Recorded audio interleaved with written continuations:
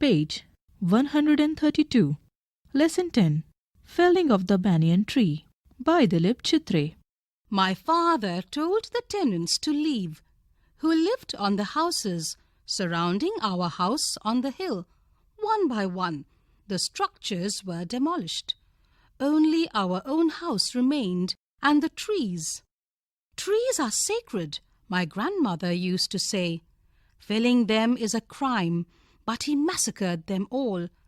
The shoga, the odumber, the neem were all cut down, but the huge banyan tree stood like a problem, whose roots lay deeper than all our lives. My father ordered it to be removed.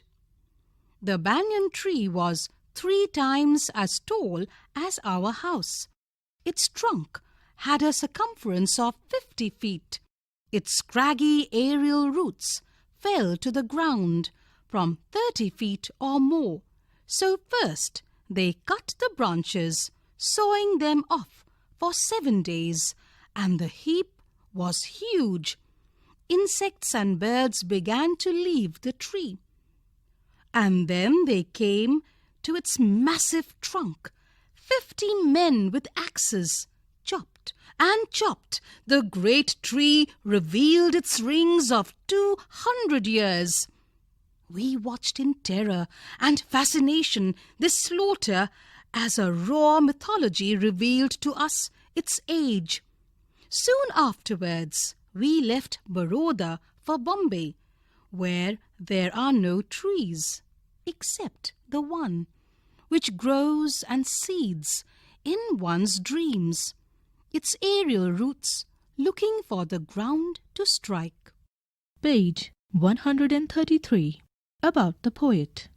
Dilip Chitre, 1938, was born in Baroda. He writes poetry both in Marathi and English.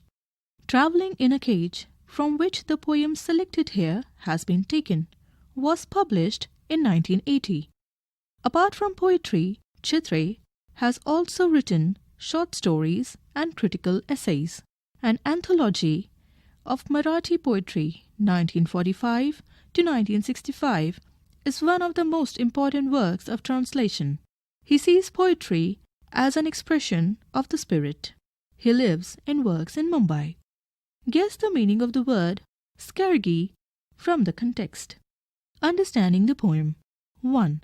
Identify the lines that reveal the critical tone of the poet towards the felling of the tree. 2. Identify the words that help you understand the nature of the poet's father. 3. Trees are sacred, my grandmother used to say. What does the poet imply by this line? 4. No trees except the one which grows and seeds in one's dream. Why is the phrase grows and seeds used? 5. How does the banyan tree stand out as different from other trees? What details of the tree does the poet highlight in the poem? 6. What does the reference to raw mythology imply? 7. Whose roots lay deeper than our lives? What aspect of human behavior does this line reflect? 8. Comment on the contemporary concern that the poem echoes. Page 134. Try this out. 1. Most of us have had this experience of seeing trees in our neighborhood being mercilessly cut down in order to build a house or a public building or to widen a road. Describe any such experience you have had of the felling of a tree you ever attached to, with reasons for your special attachment to the tree. 2. Find out the equivalents of shioga, odumber, and neem in your language and English, and the equivalent of banyan in your language. 3. The adjective skargi is used to describe roots in the poem. Find out 2 other items which could be described as skargi, blank.